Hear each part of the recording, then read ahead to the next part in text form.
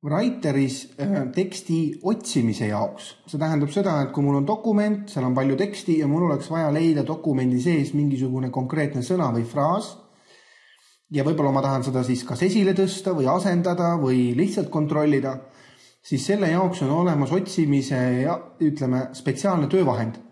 Ja selle töövahendi saamise jaoks tuleks ülevalt valida redigeerimine menüü ja siin on siis käsk nimega otsi. Juhin teie tähelepanu sellele, et vaadake, kui on järele paremale poole antud siia käsu kõrvale kiirkombinatsioon, siis tihtipeale võib-olla on ka kiirem võimalus või mugavam võimalus just seda kombinatsiooni kasutada. Antud juhul siis kontroll ja samaaegselt ühe korra F-tähte. Otsi on siis Writeris selliselt tehtud, et see lahter ilmub teile siia alla vasakusse nurka.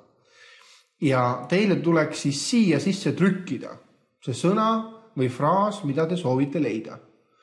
Näiteks mina soovin oma dokumendist leida sõna Writer. Trükin selle siia lahtrisse ja seejärel kas klõpsan Enter klaviatuuri peal või nupule otsi ja asenda. Juhul, kui ma näiteks tahan aknas otsida. Aga kõige lihtsam võimalus tõenäoliselt on Enter ja teile selekteeritakse siis see sõna ära. Ja kui neid sõnu on mitu, siis selle tarvis on siin nooled, otsi järgmine, otsi eelmine.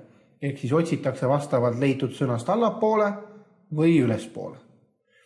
Muide selline tähelepanek ka, et enne otsimist oleks kaval teksti kursor viia kas kogu dokumendi algusesse või kui te tahate otsida konkreetse teksti hulgast, siis see tekst tuleks ära selekteerida.